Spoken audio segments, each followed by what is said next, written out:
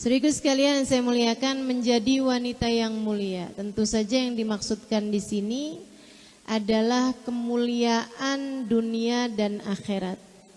Sebab kalau kemuliaan di dunia saja itu tentu saja sifatnya sangat-sangat terbatas. Yang kita cari adalah kemuliaan untuk hidup kita di dunia dan membawa kemuliaan untuk hidup kita di akhirat nanti, insya Allah. Bicara tentang wanita yang mulia, kita kembali kepada sejarah, fakta sejarah. Kita ini sebagai wanita ini dimuliakan dengan Islam, dimuliakan oleh Allah Subhanahu wa taala dengan Nabi besar Muhammad sallallahu alaihi wasallam. Karena sebelumnya kita ini jadi perempuan nih dianggap sebagai bangsa nomor sekian. Bahkan bukan bangsa nomor 2 ya, tapi bangsa nomor sekian gitu. Kayaknya bahkan lebih berhargaan kambing gitu, lebih berhargaan unta, lebih berhargaan kendaraan, rumah, harta yang lain dibandingkan dengan perempuan. Bahkan Allah menceritakan sebuah fakta sejarah bahwasanya mereka itu suka menguburkan bayi perempuan mereka hidup-hidup. Kata Allah, a'udzubillahi minasyaitonirrajim, idza busyira bil untha dhalla wajhuhu muswaddan wa huwa kadhim yatawara minal qaumi min su'i ma busyira bih. Apabila diberi kabar gembira, ini Allah pakainya kata-kata busyir, mau memberitahu bahwa anak laki, anak perempuan semuanya sama-sama aja. Kehadiran mereka merupakan kabar gembira untuk orang tuanya, untuk keluarga besarnya. Akan tapi Allah bilang zaman itu idza busyira bil untha, jika diberi kabar gembira bahwa anaknya lahir perempuan, dhalla wajhuhu muswaddan, wajahnya segera menghitam. Bukan lagi memerah, akan tetapi menghitam. Wahwa kadhim, karena murka, karena kemarahan muntab yang sudah sangat luar biasa. Yatawara minal qaum, ngumpet-ngumpet dari kaumnya. Jadi kalau dikasih kabar gembira gitu di warung kopi misalnya, istri kamu udah melahirkan. Laki-laki apa perempuan? Perempuan. Yatawara minal qaum, dia ngumpet-ngumpet sembunyi-sembunyi dari kaumnya. Min su'i ma busyira bih, dari buruknya kabar yang sudah mereka terima. Dia segera pulang ke rumahnya. Kemudian ada dua versi ini ya. Ada yang suka menguburkan bayinya hidup-hidup. Bayi masih baru berusia beberapa jam itu langsung dikuburkan. Bahkan ada yang begini, ada yang kalau istrinya melahirkan tuh sekalian dibuatkan lubang di dekatnya. Begitu keluar bayinya, putuskan tali pusarnya, dilihat laki-laki atau perempuan. Kalau dia laki-laki, putuskan tali pusarnya, diselamatkan. Tapi begitu dia perempuan, putuskan tali pusarnya, langsung dikuburkan saat itu juga. Bahkan sebelum sang ibu sempat melihat seperti apa rupa anaknya.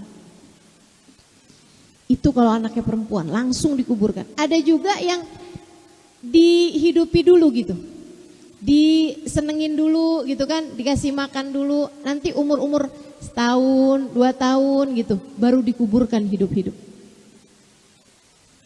Sesuatu hal yang sangat-sangat nista sekali ya.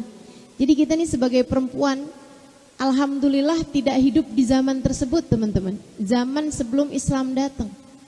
Alhamdulillah kita hidup di tahun-tahun ini nih, yang walaupun kemarin 2 tahun kita mengalami masa pandemi, tapi alhamdulillah selamat juga keluar dari masa tersebut. Dan mudah-mudahan tetap menjadi perempuan-perempuan solehah, tetap menjadi perempuan-perempuan mulia insyaallah. Amin ya rabbal alamin.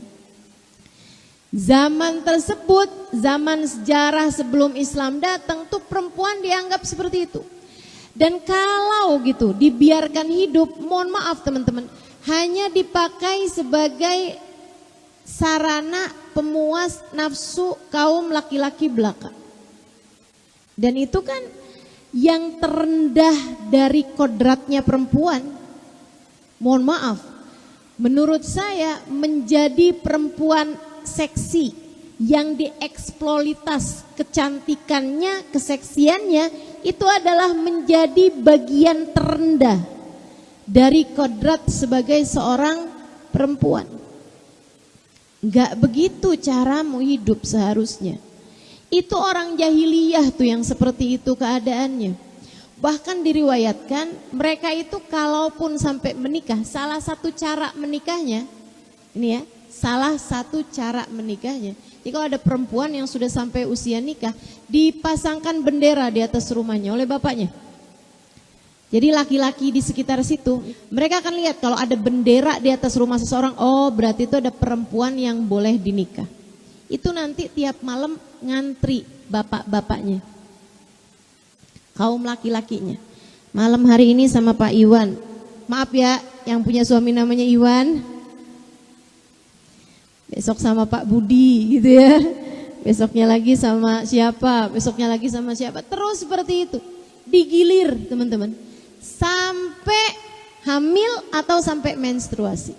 Kalau sampai menstruasi ya nanti boleh digilir lagi gitu. Sesudah selesai masa menstruasi. Kalau dia hamil ditungguin. Nanti pas lahir milik bapak yang mana dikawinkan sama bapak yang dianggap paling mirip sama anaknya ini. Alhamdulillah kita tidak hidup di zaman tersebut teman-teman. Inna lillahi wa inna ilaihi raji'un. Kalaupun nikah itu statusnya dalam pernikahan tuh tidak ada kesetaraan. Tidak ada hubungan antara suami istri saling sayang, saling cinta, tidak ada. Yang ada itu adalah istri yang mengurusi semua urusan-urusan rumah tangga, tidak boleh bercakap-cakap dengan suami, nggak boleh ngobrol sama suami, apalagi tertawa bersama dengan suami. Bahkan saya pernah dengar katanya di zaman tersebut itu kalau ada istri ketawa di depan suaminya sampai kelihatan giginya, suaminya tuh boleh buat cabut gigi istrinya. Saya begitu bacanya, begitu dengernya, alhamdulillah saya nggak hidup di zaman itu. Kalau saya hidup di zaman itu, ompong saya. Kita yang suka ketawa nih udah pasti udah nggak ada giginya lagi udah. Ya Allah, ya Allah. Demikian kodratnya kaum perempuan sebelum Islam datang. Hingga Islam kemudian datang, baginda kita Nabi besar Muhammad. Salah satu syariat Islam pertama adalah diharamkannya bapak-bapak menguburkan anak mereka hidup-hidup. Diharamkan. Bahkan Nabi Muhammad sangat menganjurkan dan mencontohkan bagaimana memuliakan anak perempuan. Ibu-ibu, teman-teman saudaraku sekalian yang saya muliakan, Nabi Muhammad itu malah terbalik, setiap kali punya anak laki-laki, anak lakinya nggak lama meninggal. Makanya sampai dikatain sama orang-orang kafir Quraisy itu abtar, kata mereka. Abtar itu artinya keputus. Keputus kalau kayak binatang tuh nggak punya ekor gitu. Kalau ibarat orang tua tuh dia keputus nggak punya anak gitu. Ya, kayak dianggap sebagai kecacatan lah gitu. Dibilang abtar tuh Muhammad abtar, nggak punya keturunan laki-laki gitu. Karena memang Nabi Muhammad setiap kali punya anak laki-laki, anak lakinya tidak ada yang berusia panjang umurnya. Hanya 2 tahun meninggal, beberapa hari meninggal gitu. Saudara sekalian yang saya muliakan, makanya Allah Subhanahu wa taala kasih tahu tuh dalam surat Al-Kautsar, inna a'tainakal kautsar fasholli lirabbika wanhar inna syani'aka wal abtar. Menjawab ucapan dari mereka-mereka itu yang mengatakan bahwa Nabi Muhammad abtar, cacat, nggak punya keturunan, terpotong gitu ya, terputus gitu. Nah itu Nabi Muhammad, kata Allah Subhanahu wa taala, inna syani'aka huwal abtar, sesungguhnya para pembencimu mereka itulah yang abtar. Mereka itulah yang terputus keturunannya, sementara Nabi Muhammad alaihissalam keturunannya akan terus memanjang. Para habaib, para syaraif, keturunan Nabi kita Muhammad alaihissalam akan terus ada hingga bumi ini mendekati hari kiamat. Jadi malahan keberadaannya para habaib dan keberadaannya para syaraif ini menunjukkan bahwa kiamat masih agak lamaan lah. Insyaallah nih adik-adik jomblo sempat nikah. Ibu-ibu yang pada punya anak nih insyaallah sempat ngawinin anak-anaknya. Gitu ya. Insyaallah sempat punya cucu, Bu. Insyaallah belum kiamat dulu. Karena memang keberadaan para habaib dan syaraif ini memang menunjukkan bahwa bumi masih akan berputar. Demikian yang Allah Subhanahu wa taala sampaikan, salah satunya di ayat yang tadi telah saya sebutkan itu, bahwa keturunan Nabi Muhammad alaihissalam masih akan terus memanjang. Teman-teman saudaraku sekalian yang saya muliakan, ini jadi perempuan nih. Islam datang memuliakan. Nabi Muhammad pernah mengatakan dalam salah satu hadisnya, Nabi Muhammad di masjid di Madinah ini ya, sudah masa Madinah, Nabi Muhammad berkata kepada mereka, "Man kanat lahu thalas jawari, kanat lahu itqun minan nar." Kata Nabi, siapa di antara kalian yang memiliki 3 anak perempuan, 3 anak perempuan, ketiganya dididik, dibesarkan, dicintai, disayangi. Ketiganya diasuh dengan asuhan yang baik, dengan pendidikan yang bagus. Anak perempuannya diajari baca tulis hingga dapat membaca Al-Quran, hingga dapat beribadah dengan benar, hingga dapat memahami ilmu-ilmu agama dengan baik. Disekolahkan yang benar, yang bagus. Kata Nabi Muhammad, kanat lahu itqun minan nar. Anak-anak perempuan tersebut akan menjadi penghalang orang tuanya dari api neraka. Nabi menjanjikan, kalian kalau punya anak perempuan, kalian didik, kalian besarkan dengan baik. Anak-anak perempuanmu akan menjadi sebab kemuliaan hidupmu di akhirat nanti, sebab mereka akan menjadi penghalangmu dari api neraka. Jadi anak-anak perempuan itu adalah tameng-tameng orang tuanya, penghalang orang tuanya dari api neraka. Anak perempuan bidadari-bidadari yang kelak akan menggandeng tangan orang tuanya menuju surga. Dari Nabi Muhammad bicara seperti itu, kaum laki-laki kalau istrinya melahirkan, mereka akan tanya juga gitu, istri saya yang melahirkan laki apa perempuan? Kalau dibilang laki-laki, alhamdulillah. Anakmu perempuan, alhamdulillah. Jadi penghalang saya dari api neraka. Mereka berbahagia dengan kelahiran anak perempuan. Anak perempuan menjadi anak yang mulia dengan Islam. Kita jadi orang mulia karena Islam, karena Allah Subhanahu wa taala memuliakan kita.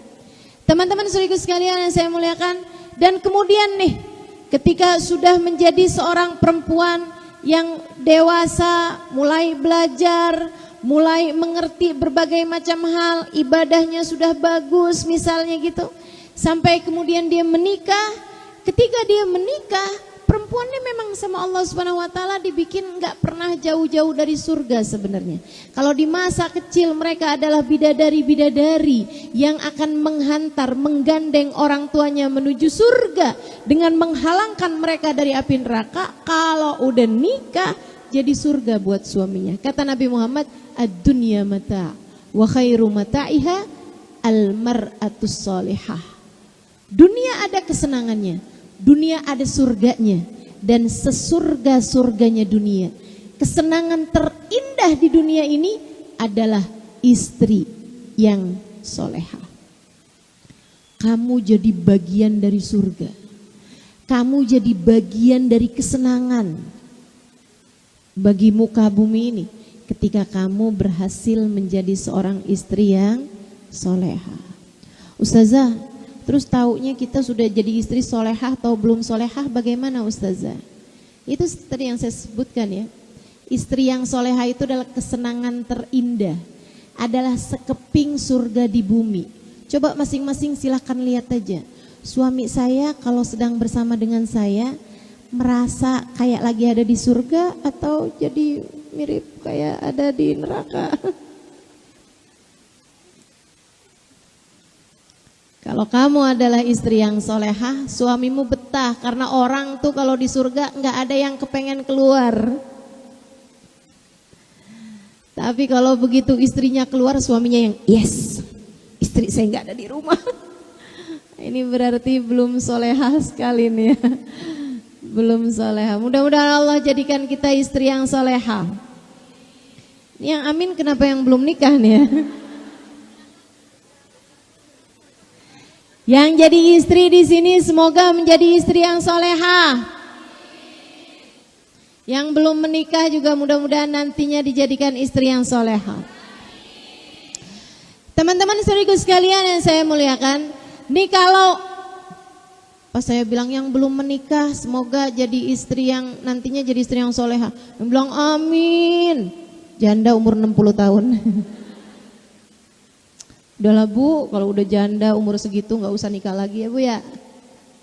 Ngantri aja, nggak usah, biarin buat yang lain-lain aja dulu.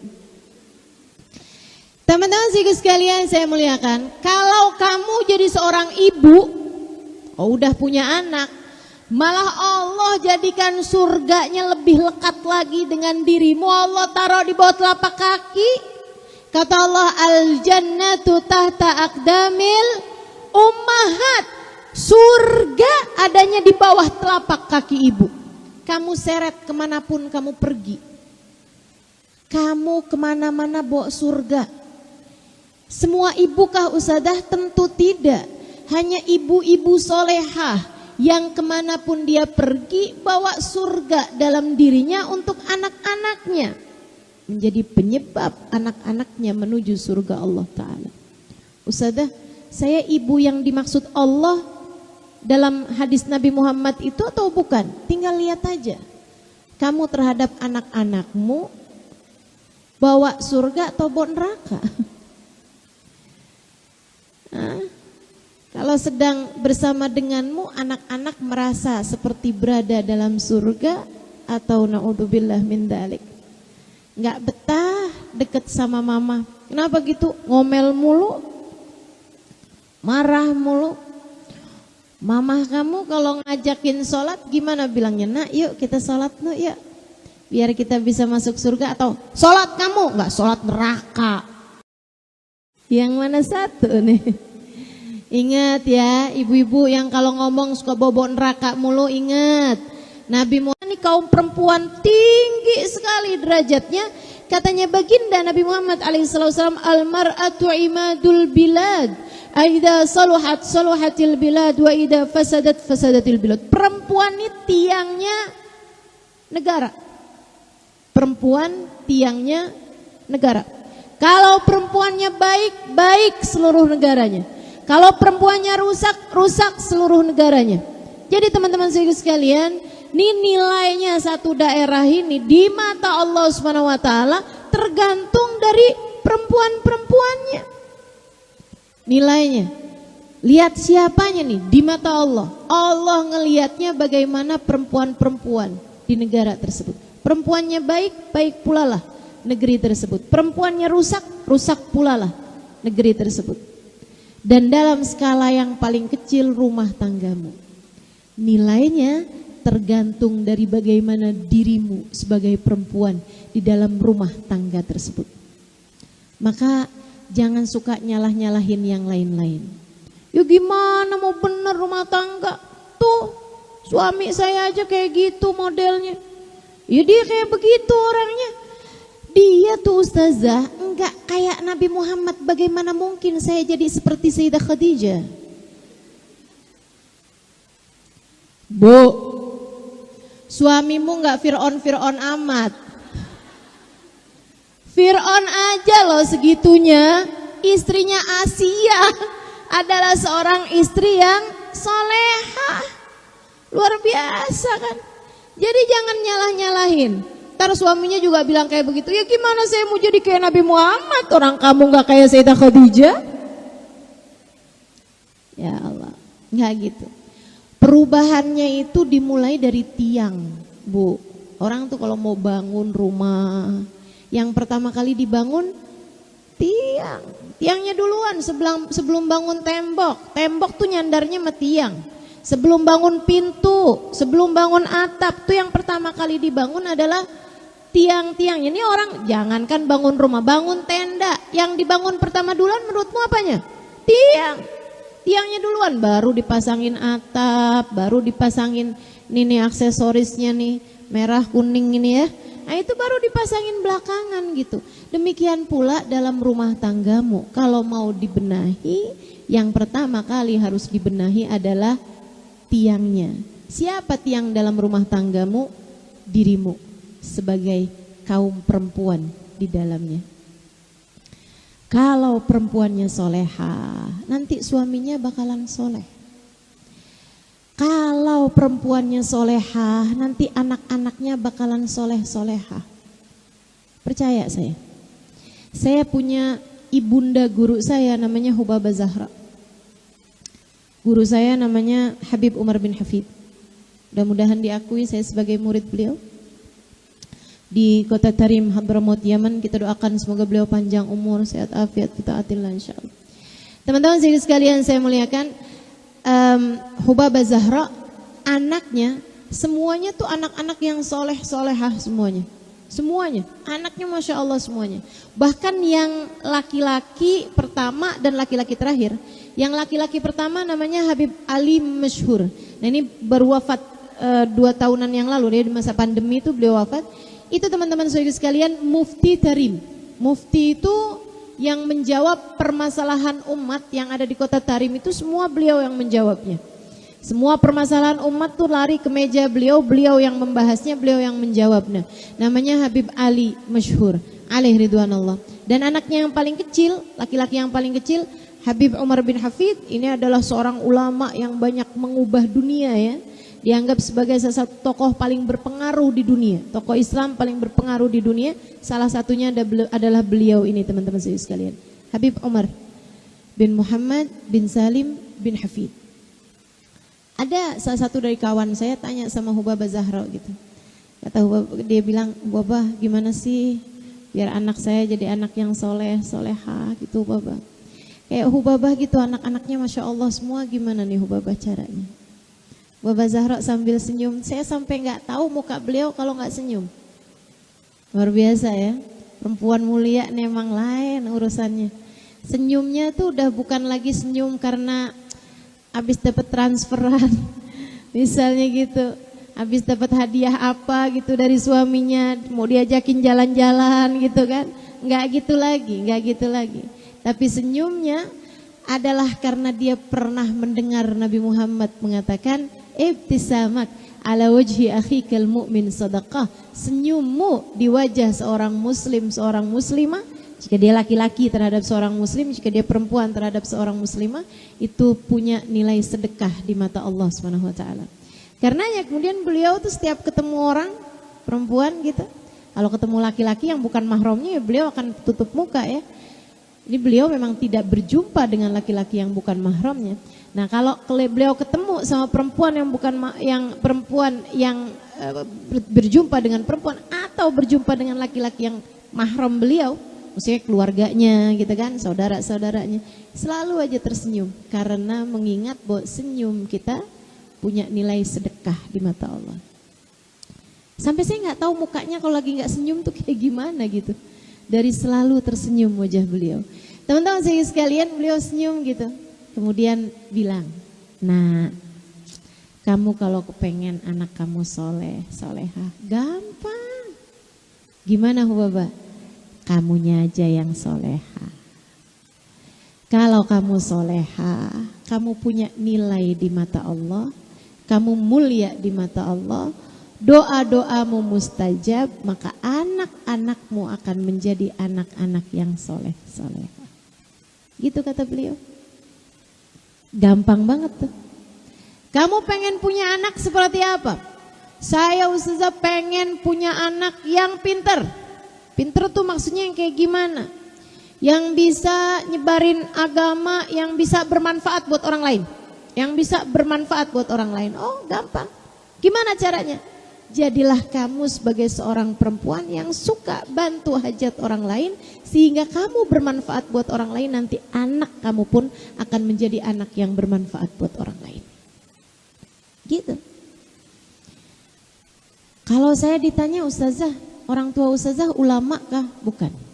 Ayah saya bukan ulama, ibu saya apalagi. Perempuan sangat sederhana. Akan tetapi dari ayah saya maupun ibu saya ngerti bahwasanya dunia ini bukanlah tujuan, ia hanyalah perjalanan menuju akhirat. Umi saya ingat banget. Saya ingat banget, sekarang sudah meninggal dunia ya. Teman-teman saya sekalian, saya ingat hari itu saya masih kecil, masih usia kelas 5 SD mungkin atau kelas 6 SD gitu. Ya biar kayak begini saya pernah kecil juga loh ini. Hari itu Pak Bupati lagi menikahkan anaknya dan bikin pesta yang cukup meriah. Anaknya itu diarak gitu, termasuk juga depan rumah kami memang rumahnya di pinggir jalan. Itu juga arak-arakannya itu sampai ke situ juga gitu, pakai drum band. Saya nggak ngerti ya kenapa kok waktu itu ada hal-hal seperti itu gitu. Jadi saya pun juga nonton gitu. Saya sama umi saya tuh juga nonton, liatin gitu. Terus habis itu kami pun masuk ke dapur, masuk ke rumah maksudnya. Terus di dapur tuh saya ingat perbincangan antara saya sama umi saya. Saya bilang, Mi, rame ya Mi ya, pestanya ya Mi ya. Saya bilang, Umi doain Mi, biar Ima, saya Halimah namanya, saya suka bahasain bahasa panggilan kecil Ima. Saya bilang, Mi doain ya Mi biar Ima kaya. Nanti kalau Ima kaya Ima bisa bikinin Umi pesta yang besar. Umi saya bilang, Umi gak suka rame-rame nak. Kalau gitu Mi doain biar saya bisa kaya, jadi saya bisa bangunin buat Umi rumah yang besar. Umi saya bilang, rumah besar bersih-bersihnya capek. Iya juga sih. Terus saya bilang, kalau gitu doain biar kaya nih, anaknya tetap juga punya cita-cita biar kaya nih kayaknya ya. Harus gitu kayaknya didoain biar kaya. Saya bilang doain biar saya kaya bisa ajak Umi jalan-jalan pergi kemana-mana. Umi saya bilang, Umi gak suka jalan-jalan, capek kata Umi gitu. Umi mah cuman suka jalan-jalan pergi ke Mekah Madinah, dan itu udah pernah. Umi saya udah pernah pergi haji, dibawa sama Abah.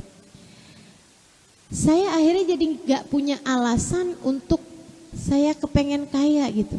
Jadi saya tanya balik sama Umi saya, nah, terus kalau gitu apa yang Umi pengen dari anak-anak Umi? Maksud saya kalau nggak seneng pesta karena memang Umi nggak seneng rame-rame, nggak mau juga dibeliin barang-barang bagus, rumah bagus, mobil bagus gitu ya. Terus juga nggak suka juga untuk bepergian kemana-mana gitu. Saya bilang, apa yang harus kami anak-anak Umi ini lakukan biar Umi seneng gitu? Umi saya bilang, Umi cuman pengen aja kalau Umi meninggal dunia nanti, anak-anak Umi tidak keberatan untuk mengirimkan Yasin setiap hari. Dari saat itu sampai saat ini, saya mengerti bahwasanya hidup ini bukan hanya urusan dunia. Hidup ini sebentar aja. Kalau kita menghadiahi orang tua kita dengan rumah bagus misalnya, mereka hanya akan tinggali berapa tahun? 3, 4, 5, 10, 20 tahun. Kalau kita bisa ajak orang-orang tua kita misalnya pergi jalan-jalan kemana gitu, kita menyenangkan mereka hanya pada saat itu aja. Akan tetapi yang dicari sama Umi saya adalah kesenangan yang jauh lebih panjang, yaitu kesenangan untuk saat beliau telah berada di dalam alam barzahnya. Dan saya yakin Umi saya tidak pernah menyesal ketika memberikan kriteria bahwa kesenangan beliau adalah ketika beliau mendapati anak-anaknya mengirimkan bacaan, entah itu surat Yasin ataupun kebaikan-kebaikan lainnya yang diniatkan untuk umi saya di dalam alam kuburnya.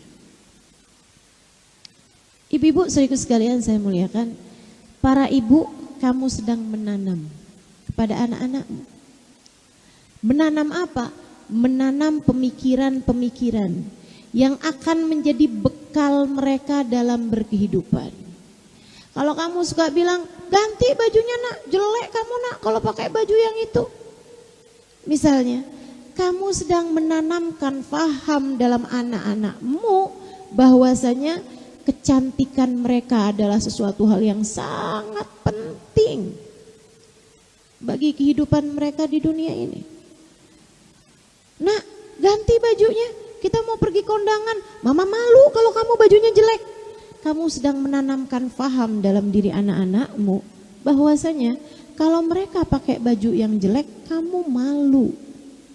Bahwa kemuliaanmu ada pada pakaian yang dipakai oleh anak-anakmu, dan itu akan lahir pemikiran dalam hati anak-anakmu bahwasanya pakaian yang bagus dapat memuliakan mereka, pakaian yang jelek membuat mereka hina hidupnya. Hati-hati sama pemikiran-pemikiran yang selama ini kamu masukkan dalam hati anak-anakmu, teman-teman saudaraku sekalian. Abah saya seorang yang cinta Al-Quran, dan itu juga melahirkan pemahaman dalam diri saya sejak saya kecil untuk gimana caranya biar saya bisa ngerti Al-Quran. Beliau itu sangat sering pengen tahu gitu, ini ayat artinya apa, ini ayat artinya apa, dan suka menunjukkan kekaguman. Kalau habis dengar tadi ada ustadz ceramah di masjid, wah bagus banget gitu, dia menjelaskan tentang satu ayat dalam Al-Quran secara terperinci, kelihatan gitu mukanya tuh sangat senang sekali gitu. Sehingga saya pada masa saya kecil, saya berpikir bahwa kalau saya ingin menyenangkan ayah saya harus jadi orang yang bisa mengerti artinya Al-Quran. Dan itu yang membuat saya senang belajar. Sebab terpatri dalam pikiran saya bahwa kalau saya ingin menyenangkan orang tua saya harus menjadi seorang muslimah yang paham terhadap ilmu agama. Dan nanti kalau orang tua saya sampai tidak ada di atas muka bumi ini, saya harus menjadi orang-orang yang dapat selalu mengalirkan pahala ke dalam kubur orang tua saya. Ibu-ibu saudaraku sekalian yang saya muliakan, nah ini Hubabah Zahra melahirkan anak-anak yang begitu soleh-solehah. Kenapa? Kata beliau, kalau kamu ingin anak-anakmu soleh-solehah, kamunya sebagai ibu harus solehah. Sebab kamu tiangnya. Anakmu bersandar padamu, Bu. Anakmu bersandar padamu. Sebagai tiang kamu gak harus cantik. Tiang itu jarang-jarang kok dihias-hiasi gitu. Malahan kita kalau masuk rumah suka gak ketahuan tiangnya ada di mana aja. Tiang gak harus cantik ibu-ibu saudaraku sekalian, akan tetapi tiang harus kuat. Sebagai perempuan kamu harus jadi perempuan yang kuat. Sebagai perempuan kamu harus jadi perempuan yang kuat. Oh gitu ustazah, kalau gitu saya latihan karate. Perempuan harus kuat. Saya kuat ustazah. Selama ini saya kalau ngangkat galon saya. Suami saya gak kuat angkat galon, saya yang angkat. Saya yang gantiin listrik. Kalau listriknya mati, saya yang kerjain semuanya ustazah dalam rumah. Bukan itu yang saya maksudkan. Kuat itu bukan seperti itu ibu-ibu sekalian. Lantas gimana maksudnya perempuan yang kuat? Perempuan yang kuat hatinya. Sehingga kekuatan hati itu akan mampu ia sebarkan kepada suaminya, kepada anak-anaknya. Kuat hatinya. Seperti Sayyidah Khadijatul Kubra. Teman-teman saudariku sekalian yang saya muliakan, Sayyidah Khadijah itu adalah seorang perempuan salah satu dari perempuan yang paling kuat yang pernah saya lihat, yang pernah saya dengar ceritanya di atas muka bumi ini. Teman-teman saudaraku sekalian yang saya muliakan, kuat apanya beliau? Kuat secara hatinya, kuat terhadap rasanya. Saudariku sekalian yang saya muliakan, lihat bagaimana kekuatan Sayyidah Khadijah. Saat Nabi Muhammad sallallahu alaihi wasallam datang dengan menggigil badannya, 15 tahun usia pernikahan mereka kala itu. Sayyidah Khadijah menikah di usia 40 tahun, Nabi Muhammad waktu itu usia 25 tahun. Ketika 15 tahun kemudian Nabi Muhammad usia 40 tahun, beliau datang dari Gua Hiro. Setelah berhari-hari ada di sana, diturunin wahyu oleh Allah Subhanahu wa taala dengan datang malaikat Jibril bawa perintah, Iqra ya Muhammad, baca wahai Muhammad. Tapi Muhammad bilang, ma'ana biqari, saya enggak bisa baca. Didekap sama malaikat Jibril, hatta dhanantu annahul maut, sampai dikirain nabi itu adalah kematian. Dilepasin lagi sama malaikat Jibril, Iqra ya Muhammad, baca wahai Muhammad. Nabi Muhammad bilang, ma'ana biqari, saya enggak bisa baca. Didekap lagi sama malaikat Jibril sampai 3 kali berturut-turut. Kemudian Nabi Muhammad bertanya, "Mada aqra, apa yang mesti saya baca?" Malaikat Jibril berkata, "Iqra bismi rabbikal ladzi khalaq, khalaqal insana min 'alaq. Iqra wa rabbukal akram, alladzi 'allama bil qalam, 'allamal insana ma lam ya'lam." Itu Nabi Muhammad keluar dari gua dengan tergopoh-gopoh, dengan terjatuh-jatuh. Nabi Muhammad jalan terus menggigil tubuhnya, teman-teman sekalian, karena ketakutan yang luar biasa atas apa yang terjadi. Sampai kemudian beliau mengetuk pintu istrinya, Sayyidah Khadijah. Sayyidah Khadijah membuka pintu tersebut, mendapati suaminya menggigil. Hanya berkata dengan satu ucapan aja, "Zammiluni, zammiluni, zammiluni ya Khadijah, zammiluni, selimuti aku wahai Khadijah, tolong selimuti aku." Sayyidah Khadijah, perempuan kuat, mendapati suaminya panik. Ini saya bayangin ya, kalau Sayyidah Khadijah bukan perempuan kuat, biasanya suaminya panik, bininya ikutan lebih panik lagi. Ayo, para istri, suamimu panik, kamu gimana nih? Sayyidah Khadijah nggak ada panik-paniknya. Sayyidah Khadijah bimbing suaminya, dibawa atas tempat tidur, diselimutin sesuai dengan apa yang beliau mau, diselimutin lagi, selimutin lagi, sampai ditenangin. Beliau duduk. Kemudian mungkin kalau di kita seperti dibuatkan teh manis, seperti itulah ya, teh hangat gitu kan. Kemudian duduk di sampingnya, gak ada nanya, gak ada tanya, kenapa sih Muhammad kamu segitu ketakutannya, gak ada. Tungguin aja sampai suaminya cerita sendiri. Tadi Khadijah waktu saya di gua, tadi saya didatangi seorang, dia sangat putih, bajunya sangat hitam, rambutnya, tapi saya nggak kenal sama dia Khadijah. Dia bilang, Iqra ya Muhammad. Saya bilang, ma ana biqari, saya nggak bisa baca. Dudekap saya Khadijah, diceritain sama Nabi Muhammad alaihissalam. Sayyidah Khadijah dengerin aja, dengerin aja. Nih istri yang kuat tuh yang seperti itu tuh. Suaminya curhat, nggak kemudian ditimpalin dengan keadaan yang lebih mengenaskan lagi gitu. Segitu aja kamu curhat, kamu tuh nggak tahu, saya tuh juga sering kayak gitu. Nggak gitu, didengerin dengan baik. Teman-teman saudara sekalian, saatmu menjadi telinga, jadilah telinga yang baik buat suamimu. Kasih dua-dua telinga itu kepadanya. Jangan cuma dengerin dengan setengah telinga, dengan satu telinga misalnya gitu ya. Habis itu kemudian gak lama dari suami cerita udah kedengeran suara dengkurannya. Istri mana tuh yang begitu? Kalau dibilangin saya tadi malam masih cerita kamu udah tinggal tidur aja. Ya saya kan cuma ngikutin apa yang kamu kerjain. Selama ini kalau saya cerita juga kamu tinggal tidur. Kok suami istri isinya cuma membalas saja. Ya Allah, ya Allah. Masa urusannya cuma balas dendam terus-terusan antara suami sama istri. Lihat bagaimana keluarga baginda Nabi besar Muhammad sallallahu alaihi wasallam. Saat Nabi Muhammad cerita, ditungguin, didengerin sampai selesai. Habis selesai, Sayyidah Khadijah nanya gini nih, saya nggak tambahin nggak kurangin dari teks asli ceritanya, kisahnya, ucapan-ucapan Sayyidah Khadijah. Sayyidah Khadijah nanya begini nih. Wa ma tahsyah ya Muhammad. Dan apa yang kamu takutkan wahai Nabi Muhammad, wahai Muhammad? Belum jadi nabi ya. Amin mesin ya musuh. Kamu takut ada kayak setan, jin gangguin kamu, kekuatan-kekuatan sihir gitu. Zaman itu banyak sihir-sihir ya. Apa itu yang kamu takutkan?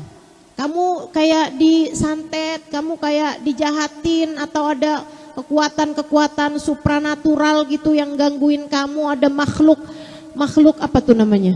Makhluk mistis gitu gangguin kamu, seperti itu wahai Muhammad, kamu takut? Nabi Muhammad mengangguk. Teman-teman saudara sekalian saya muliakan, kemudian Sayyidah Khadijah menjawab, Innallaha la yukhzika abada. Wahai Muhammad, kamu harus tahu Tuhanmu tidak akan pernah menyusahkanmu.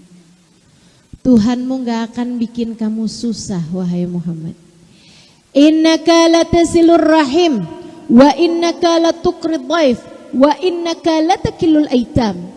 Orang sepertimu tidak akan pernah dikecewakan oleh Tuhan wahai Muhammad, sebab kamu adalah seorang yang selalu menyambung hubungan kekerabatan. Kamu adalah seorang yang selalu menjamu tamu. Kamu adalah seorang yang selalu menyantuni anak yatim. Orang sepertimu wahai Muhammad akan selalu disayang oleh Tuhan. Kurang lebih seperti itu teman-teman sekalian. Kalau diartikan dalam bahasa Indonesia, Tuhanmu tidak akan pernah mengecewakanmu. Sehingga sekalian saya muliakan, ini ucapannya Sayyidah Khadijah oleh para ulama ahli sejarah kayak semacam ditulis dengan tinta emas gitu. Kenapa gitu? Ini perempuan sangat kuat sekali. Ia tahu bahwa dalam keadaan-keadaan tertentu suaminya itu perlu untuk dikuatkan. Saat lemah suami perlu dikuatkan. Kalau kamu sedang perlu menguatkan, sebutkan kebaikan-kebaikannya suamimu. Halo? Kalau suamimu sedang ingin dikuatkan, puji-puji suamimu, sebutkan kebaikan-kebaikan suamimu. Gitu loh caranya jadi perempuan kuat. Gitu caranya jadi perempuan mulia. Gitu caranya kalau mau jadi istri yang solehah. Jadi perempuan yang mulia, jadi perempuan yang mulia harus kuat. Yang kuat akan bisa menguatkan yang ada di sekelilingnya. Kamu menjadi seorang ibu juga begitu. Kalau anakmu sedang jatuh misalnya gitu ya, kalau anakmu sedang terluka, kalau anakmu sedang kecewa, kamu harus dapat menguatkannya. Pulang-pulang dari pembagian rapot dia nangis, atau dari pembagian hasil ujian dia nangis gitu. Kamu tanyain, kenapa nak, nilainya gak bagus mama. Saudaraku sekalian yang saya muliakan, ini saatmu untuk menguatkan. Kamu jangan bilang yang kamu emang dasar, makanya belajar tuh yang benar, kamu main aja sih kerjaannya. Main terus, makanya kalau mama lagi tegur kamu tuh jangan suka ngomel-ngomel, ini nih sebabnya nih. Nih yang mama takutkan nih, kamu nilainya jelek, kan malu kalau kayak begitu. Mama aja jadinya malu nih kalau ketemu sama ibu-ibu di kompleks sana. Gak gitu, kan begitu. Kalau kamu tanyain, nak kenapa nilainya jelek mama? Oh gak apa-apa, mama kirain apaan nak? Gak apa-apa. Tuh yang pada berhasil sekarang hidupnya itu belum tentu waktu sekolah nilainya bagus terus-terusan. Enggak, ada waktunya juga nilai mereka gak bagus juga. Gak apa-apa nak. Dan ini juga bukan merupakan penilaian dari Allah SWT. Penilaian dari manusia, enggak apa-apa, enggak masalah. Ini juga tidak menunjukkan nilai kamu sayang di mata mama. Buat mama kamu selalu menjadi juara. Itu kan enak kata-kata begitu. Ada di sini emaknya yang bilang begitu sama anaknya. Insya Allah ya kita belajar kayak begitu ya. Kalau ngelihat rapot anaknya ada merah 1, kita bilang alhamdulillah nak bagus rapotnya. Ada merahnya mama cuma 1, mama dulu 5. Lagian sok-sokan pengen punya anak ideal, dirimu lupa apa? Betapa sangat penuh dengan kekurangannya kita sebagai ibu. Maka jadilah perempuan yang kuat, yang dapat selalu menguatkan hati orang-orang yang ada di sekeliling kita. Insya Allah. Teman-teman saudaraku sekalian yang saya muliakan, sekarang kalau saya ditanya, Ustazah mau jadi perempuan mulia nih apa nih yang mesti kita punya nih? Ada 3 hal teman-teman. 3 hal sangat mendasar untuk kamu miliki kalau kamu ingin menjadi seorang perempuan yang mulia. Yang pertama, ilmu. Ilmu. Kamu harus belajar, kamu harus berguru, kamu harus banyak mendengarkan. Dan alhamdulillah zaman sekarang ini sarananya sudah begitu mudah. Buka YouTube bisa, ya kan begitu ya?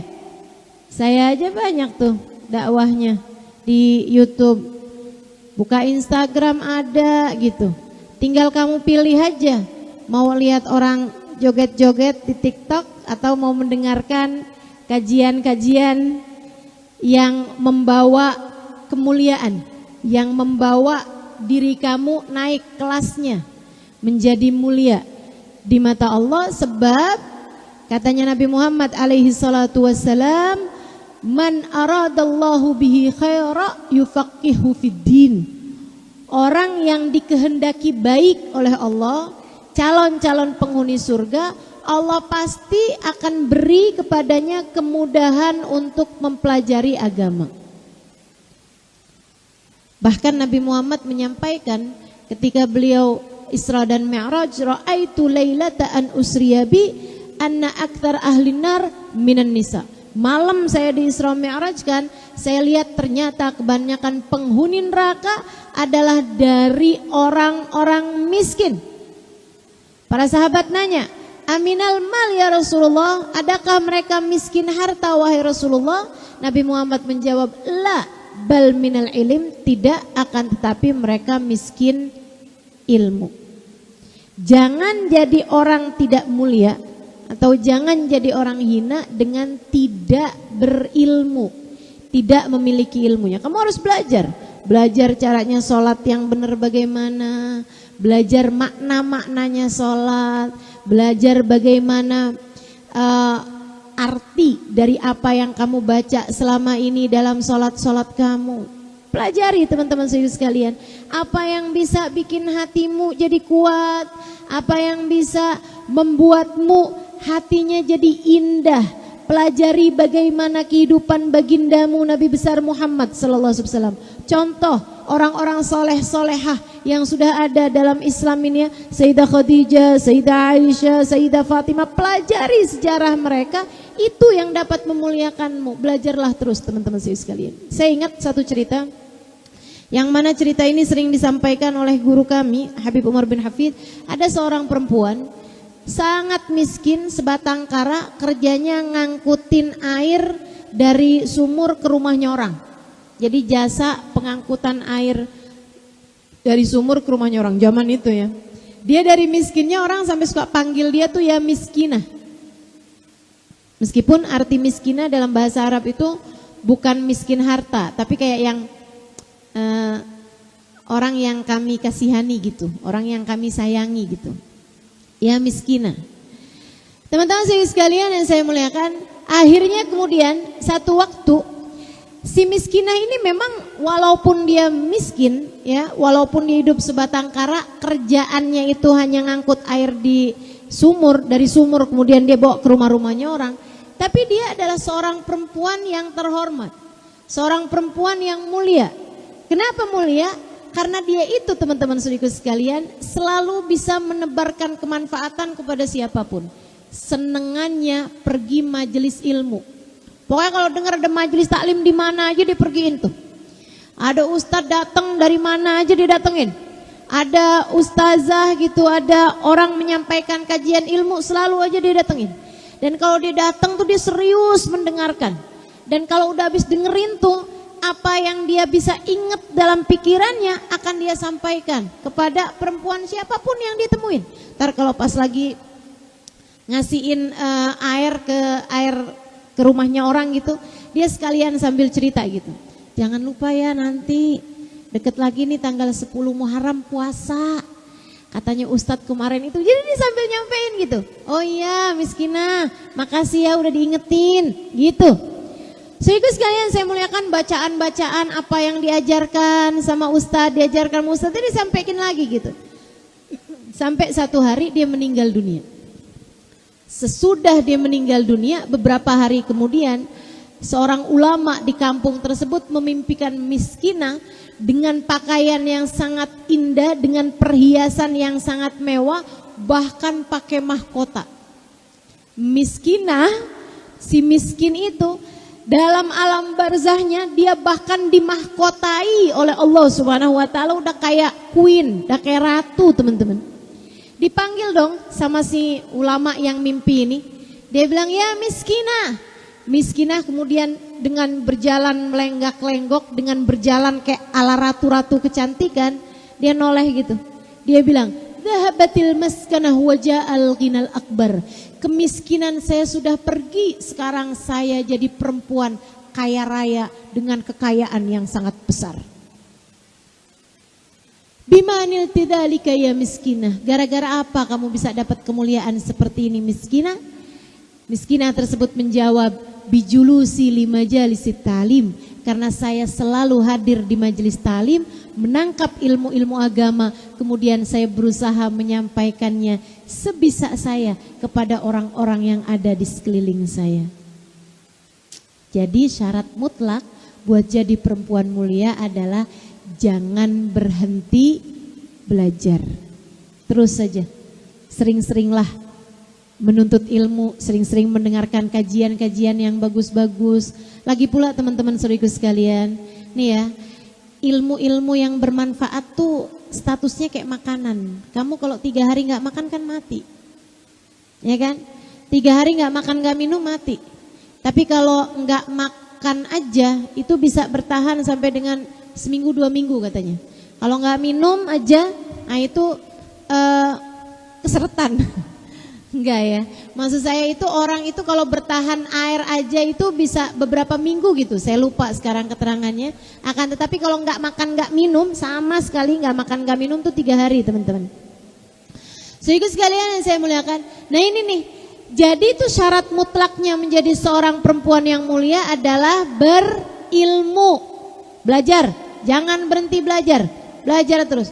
Ustazah belajarnya sama siapa aja? Sama orang berilmu yang punya nasab keilmuan, bukan nasab ini ya, bukan nasab silsilah abna, silsilah garis keluarga, bukan. Akan tetapi nasab keilmuan yang bersambung kepada Nabi besar Muhammad sallallahu alaihi wasallam. Artinya dia itu dapetin ilmunya dengan berguru kepada seseorang, yang dapetin ilmunya juga dengan berguru. Dianya juga berguru sampai nyambung kepada para tabi'in, kepada sahabat Nabi Muhammad, dan bersambung kepada Nabi besar Muhammad sallallahu alaihi wasallam. Namanya silsilah ilmu. Teman-teman sekalian, sebab enggak semua orang pinter itu punya silsilah ilmu. Ada juga yang dia pinter menyampaikan, kalau ditanya kamu belajarnya dari mana? Dari Mbah Google. Asal belajar dari Mbah Google gitu ya, cuman nanya ngeliatin gitu, hukum sholawat kepada Nabi Muhammad.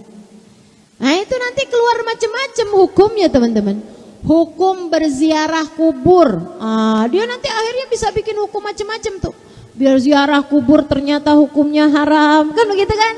Nah, ini nggak jelas nih jadinya, karena tidak memiliki silsilah ilmu bersambung kepada baginda Nabi besar Muhammad sallallahu alaihi wa ala alihi wasallam. Jadi nanya nih dalam hatinya, ini sebenarnya hukumnya ziarah bagaimana? Ya baguslah.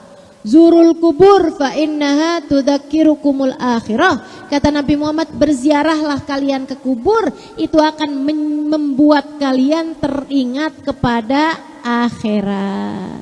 Apalagi kalau kuburnya para wali, apalagi jika itu kuburnya para nabi. Berziarah kepada mereka menjadi sebab kita mendapatkan syafaat dan pertolongan dari mereka-mereka semuanya insya Allah kelak di hari akhiratnya.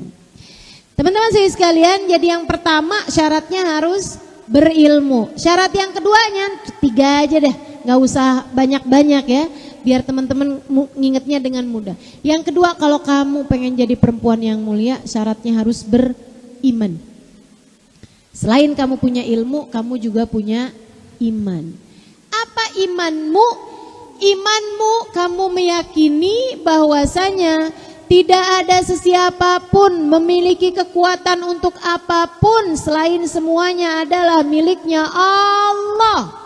Teman-teman saudaraku sekalian, kamu punya anak, anakmu itu bukan milikmu, dia adalah miliknya Allah. Kamu punya suami, suamimu bukan milikmu, suamimu miliknya Allah subhanahu wa ta'ala. Bahkan kamu punya diri, dirimu ini bukan milikmu, badanmu ini bukan milikmu, akan tetapi badanmu ini miliknya Allah subhanahu wa ta'ala. Jangan sok-sokan kamu punya ini, kamu punya itu. Semua adalah miliknya Allah. Kalau kamu tidak mengerti menghargainya, kalau kamu lupa atau merasa diri sok-sokan memilikinya, saya khawatir yang punya akan cabut balik kenikmatan tersebut darimu. Hati-hati teman-teman saudariku sekalian, hati-hati. Semua miliknya Allah. Anak kamu punyanya Allah, suami kamu punyanya Allah, harta kamu punyanya Allah, rumah kamu punyanya Allah, tas yang kamu pakai punyanya Allah, badanmu punyanya Allah, kesehatanmu punyanya Allah. Semuanya miliknya Allah subhanahu wa ta'ala. Jangan sombong punya harta, jangan sombong punya tahta, jangan sombong punya rupa yang cantik. Jangan teman-teman saudaraku sekalian, Allah dengan mudah bisa menghilangkannya darimu. Bahkan jangan sombong punya ilmu, Allah dengan mudah dapat mencabutnya darimu. Saya nih yang paling berilmu nih, yang lain-lain apa? Gak pada tahu. Berapa banyak hadis yang kamu hafal? Berapa banyak ayat Al-Quran yang kamu hafal? Teman-teman saudariku sekalian, ingatanmu, hafalanmu dengan sangat mudah Allah kalau mau hilangin begitu aja. Bahkan ibadahmu, jangan sombong. Kamu ketika beribadah bukan karena kamu mau ibadah, tapi karena Allah memudahkanmu untuk melakukannya. Ketika kamu sholat, jangan sok-sokan, saya dong sholatnya, saya sholatnya gak pernah tinggal, saya sholatnya selalu berjamaah, saya sholatnya saya tambahin dengan sholat-sholat sunnah. Itu bukan darimu teman-teman. Allah kalau mau mencabut kenikmatan tersebut dengan begitu mudah. Karenanya hati-hati, hati-hati. Semua dari Allah subhanahu wa ta'ala. Bahkan ketika kamu sakit, yang ngasih sakit adalah Allah. Yang sopan sama Allah, yang beradab sama Allah. Jangan sampai kamu dikasih sakit, ya Allah tega sekali engkau. Selama ini saya udah sujud, selama ini saya udah sholat. Dosa apa saya ya Allah sampai engkau berikan kepada saya sakit yang seperti ini? Gak gitu caranya, gak gitu caranya. Kamu hanya perlu berkata seperti ucapan Nabi Muhammad ketika dikasih sakit, alhamdulillah ala kulli hal. Terima kasih ya Allah atas keadaan apapun yang kau tempatkan aku. Sakit ini adalah menghapuskan dosa-dosaku. Ya Allah, maka jadikan sakitku ini penggugur atas dosa-dosaku. Begitu. Insya Allah. Ayo, punya iman yang kuat. Punya iman yang kuat. Kalau suaminya bilang, maaf ya hari ini rezekinya gak banyak. Oh gak apa-apa sayang, tenang aja.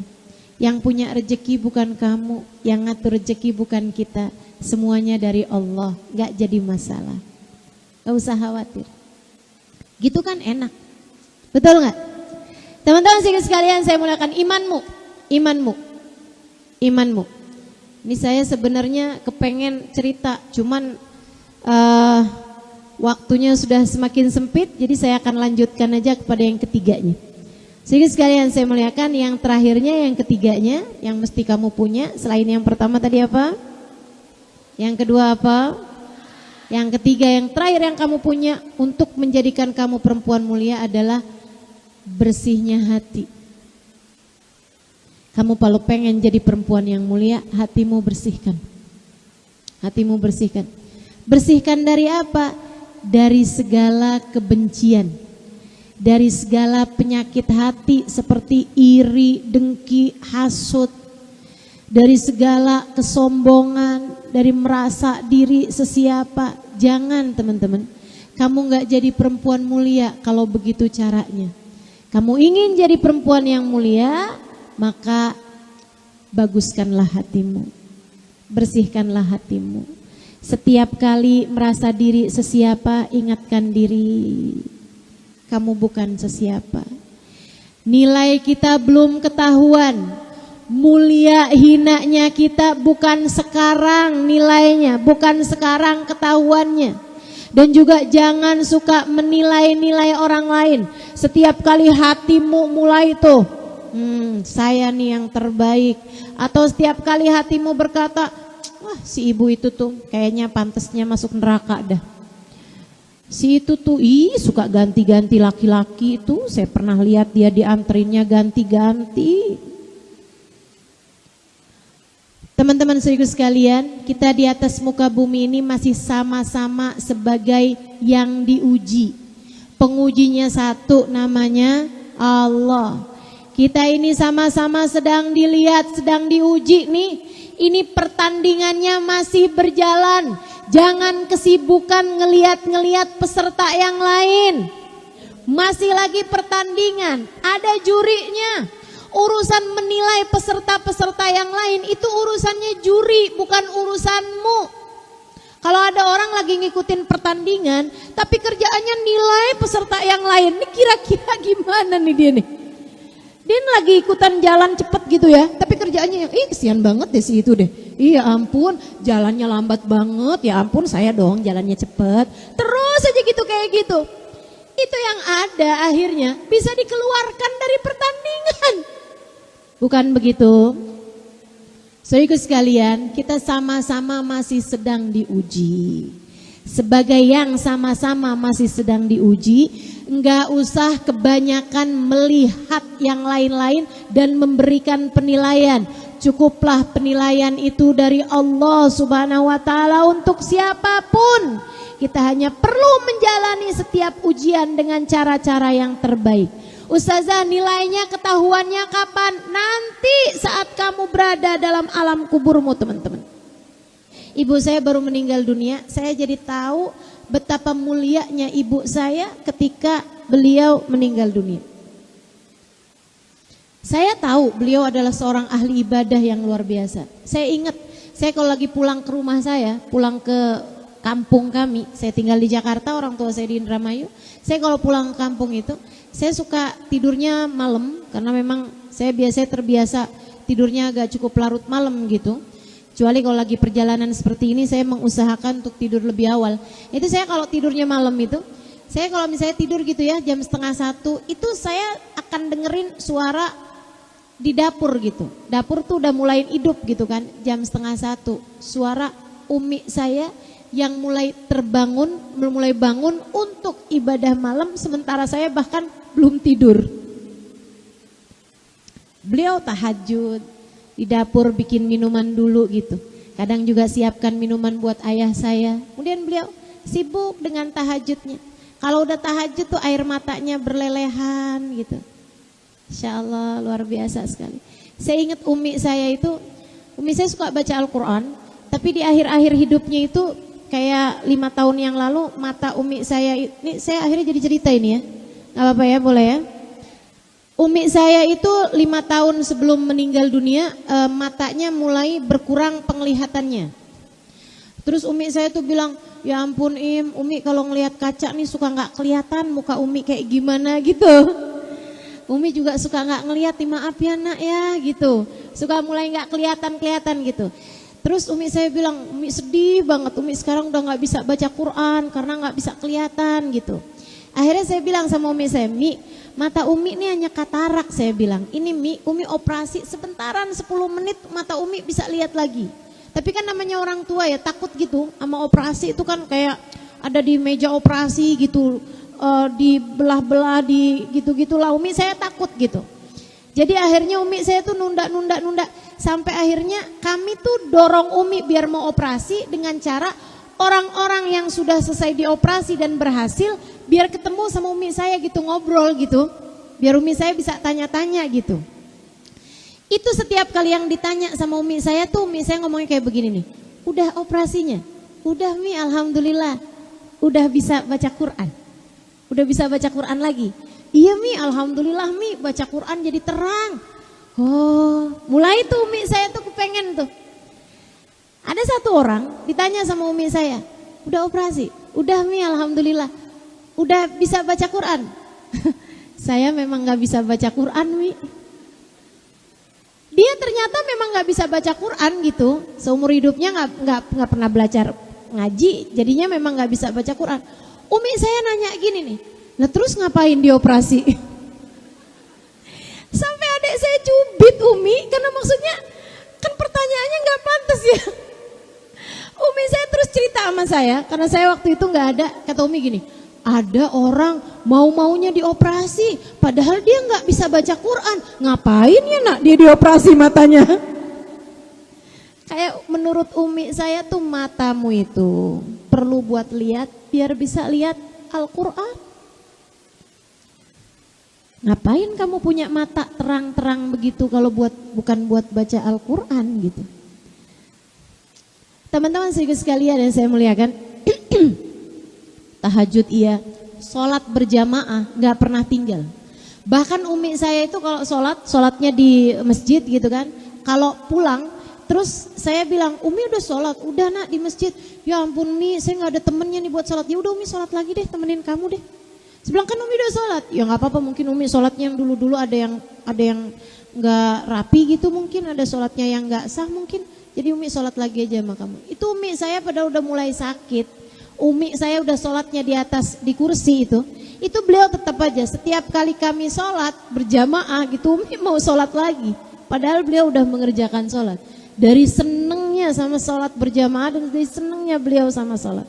Teman-teman sekalian saya muliakan, dan kalau urusan sedekah tuh ngasih sama orang lain, kami nih anak-anaknya sampai adik saya tuh sampai suka bilang gitu sama saya gitu, Kak, kalau ada barang mahal-mahal jangan kasih Umi Kak. Saya bilang, Mang kenapa? Itu sebentaran aja Kak sama Umi, sehari 2 hari. Habis itu Umi juga bakalan kasih. Ntar yang dikasih tuh mending siapa gitu, keponakan apa siapa gitu. Yang dikasih tuh pengemis lah dikasih sama dia. Dikasih tas yang ada mereknya gitu. Ya Allah, ya Allah. Tuh Umi saya tuh kayak nggak nganggep gitu. Hartanya itu semuanya ya dikasih-kasihin aja. Subhanallah teman-teman sekalian. Beliau itu waktu meninggal dunianya itu sampai rumah sakit tuh sampai heran-heran gitu. Kamar yang Umi saya sempat hanya beberapa jam ada di rumah sakit tuh, dokternya sampai bilang, kenapa ya? Apa memang Nabi Muhammad itu wangi gitu? Kenapa memangnya Pak Dokter? Dokternya cerita sama abah saya. Dia bilang kamar yang bekas Umi dirawat itu semuanya jadi wangi, bahkan sarung tangan yang buat pegang Umi sebelum Umi meninggal semuanya jadi wangi semua baunya. Teman-teman sekalian, karena Umi saya itu cintanya sama Nabi Muhammad luar biasa. Yang dipanggil tuh cuman Rasulullah, Rasulullah gitu terus. Kalau sakit-sakit tuh ya Rasulullah, ya Rasulullah. Kerjaannya sholawatan aja. Dan beberapa bulan sebelum beliau meninggal dunia itu beliau sering sekali menyampaikan kepada kami ini keluarganya ya. Beliau bilang tuh, Umi udah kangen sama Nabi Muhammad. Umi pengen ketemu sama Nabi Muhammad. Gitu. Sampai bolak-balik berulang kali nanya sama saya karena saya anaknya dan ustazah gitu ya. Umi saya nanya gini, Im, kalau Umi meninggal dunia bisa gak ketemu Rasulullah? Saya bilang, Mi, kalau Umi besar cintanya sama Nabi Muhammad, Umi bakalan jumpa sama Rasulullah. Alhamdulillah, doain ya nak ya, gitu. Doain ya nak. Saya bilang, iya Mi, saya pasti akan doain Umi. Teman-teman sekalian saya muliakan, beliau itu meninggal dunia. Itu sepanjang malam kan jenazahnya memang masih besoknya dikuburkan gitu ya. Sepanjang malam orang nyolatin umi saya tuh nggak berhenti. Dan itu bukan karena saya anaknya ustazah gitu, bukan karena saya sebagai anaknya seorang ustazah sehingga orang-orang berdatangan untuk menyolati jenazah umi saya gitu, bukan. Karena bahkan yang datang untuk nyolatin umi saya tuh dari malamnya sebelum besoknya dibawa jenazahnya, itu bahkan nggak kenal sama saya. Saya tungguin jenazah umi saya tuh jam 1 malam, jam 12 malam, jam 2 malam sampai jam 3 malam. Ada orang datang untuk bilang, boleh saya sholatin jenazah umi? Saya bilang iya silahkan gitu. Saya tanya gitu, dari mana? Saya dari Bandung. Kak, manggil saya kak, berarti kan gak kenal sama saya. Ada yang bilang saya dari Sumedang mbak, katanya gitu. Berarti ini orang gak kenal sama saya bahkan gitu. Teman-teman saya sekalian, nyolatin jenazahnya umi gak berhenti. Yang duduk di depan jenazahnya untuk kirim tahlil, untuk kirim fatihah itu gak berhenti sampai pagi-pagi jenazah umi dibawa untuk disolatkan di masjid. Subhanallah. Dan itu orang sedekah, orang kirim makanan gak berhenti sampai kami bisa menjamu semua orang-orang yang datang untuk bertakziah. Sehingga sekalian yang saya muliakan, dan itu subhanallah, subhanallah. Kalau teman-teman mau lihat itu ada di YouTube juga itu ya, apa gitu keterangannya, memoir apa-apa gitu dari umi saya waktu meninggal dunia. Itu jenazahnya dibawa dari masjid ke tempat dikuburkan, jenazahnya tuh seperti lari gitu. Sampai yang ikut menguburkan jenazah umi saya itu sampai harus lari-lari buat ngikutin jenazah. Sampai saya penasaran, berulang kali saya lihat itu, ini mungkin umi saya dibawa naik mobil atau gimana gitu. Apa dibawa gerobak, didorong apa gimana gitu. Padahal enggak ditandu, tapi tuh lari-lari gitu jenazahnya. Sampai abang saya tuh cerita, saya sampai harus naik motor buat biar bisa di depan agar saya itu bisa naroin jenazah umi gitu di dalam kuburnya gitu. Dia bilang saya sampai harus muter karena rombongan jenazah ini sangat banyak sekali, sekitar 1 kilometer yang nganterin jenazah umi saya, orang-orangnya itu. Dia bilang saya sampai harus muter naik motor dan itu nggak keburu juga, umi saya jenazahnya udah terlebih dahulu nyampe di tempat tersebut. Lari jenazahnya. Saya ketika lihat videonya, karena saya nggak ikutan nganter jenazah, sebagai perempuan kan kita nggak ikutan nganter jenazah. Saya jadi kebayang-bayang gitu, apa yang Nabi Muhammad ceritakan, bahwa jenazah tuh kalau dia dapat rahmatnya Allah, kalau dia adalah orang mulia yang sudah dijanjikan segala keindahan di dalam alam kuburnya, teman-teman saya sekalian, kalau dibawa menuju alam kubur, itu jenazahnya akan berkata, akan bicara dengan ucapan yang didengarkan semuanya kecuali oleh manusia sama jin. Manusia sama jin gak bisa dengar, tapi yang lain, tikus, kucing, kalau ada di sekitar situ gitu ya, semuanya bisa dengar. Apa yang dia ucapkan? Kalau dia adalah jenazah yang mulia, jenazah orang mulia, dia akan berkata, asri'u bi ila jannati rabbi rahman gharaqaban. Segeralah bawa saya, segera bawa saya, ayo cepetan bawa saya, cepetan bawa saya. Saya sudah tidak sabar lagi untuk berjumpa dengan Allah Subhanahu wa taala yang Maha Rahman dan dia ridha kepada saya. Sementara kalau jenazah itu adalah jenazah orang yang hina, saat dibawa dengan keranda itu, dia akan berteriak-teriak dengan teriakan yang juga didengarkan oleh semuanya kecuali oleh manusia dan jin. Dia akan berkata, ya wailakum aina tadhabuna bi, ya wailakum aina tadhabuna bi, irji'u li ila baiti. Kembalikan saya ke rumah saya. Kemana kalian mau bawa saya? Jangan bawa kalian jangan bawa saya pergi, kembalikan saya ke rumah saya masih punya suami, saya punya anak-anak, saya masih punya barang-barang di rumah saya yang begitu enak, begitu nikmat, kembalikan saya takut, saya gak mau pergi. Ibu-ibu, teman-teman saya sekalian, kamu hanya akan menjadi salah satu di antara keduanya. Saat kamu meninggal dunia nanti, semua penilaian Allah Subhanahu wa taala Allah akan berikan kepadamu. Apakah kamu adalah orang mulia yang kedatanganmu disambut oleh rahmatnya Allah, oleh keridhaan Allah Subhanahu wa taala? Dibisikkan di telingamu, ya ayyatuhan nafsul mutmainnah, irji'i ila rabbiki radiyatan mardiyah. Wahai pemilik jiwa yang tenang, saatmu untuk kembali kepada Allah Subhanahu wa taala. Radiyatan mardiyah, kamu diridhoi oleh Allah dan kamu juga cinta kepada Allah Subhanahu wa taala. Ataukah kamu adalah orang-orang yang hina, yang tidak berhasil meraih kemuliaan, sehingga di saat kamu dikembalikan ke dalam alam kuburmu, kamu tidak disambut oleh sesiapa, justru kamu disambut oleh kemurkaan Allah Subhanahu wa taala. Naudzubillah min dzalik. Yuk jadi perempuan-perempuan mulia. Hidup kita udah enggak lama lagi, teman-teman. Beberapa saat lagi kita pun juga akan masuk ke dalam alam kubur kita. Mari menjadi peserta-peserta perlombaan di atas muka bumi ini dan menjadi yang terbaiknya. Tidak dalam pandangan manusia, akan tetapi dalam pandangan Allah Subhanahu wa ta'ala. Kalau berbuat kebaikan, enggak usah kepengen dicatat namanya. Udah kok, udah ada malaikat raqib atid yang akan mencatatkan semua, entah itu kebaikan ataupun keburukan-keburukanmu. Enggak usah seneng banget sih update di status nikmat hari ini berbuka puasa dengan keluarga. Gak usah begitu. Gak usah yang update status di jam 2 malam indahnya tahajud. Gak usah. Biarkan Allah menilaimu.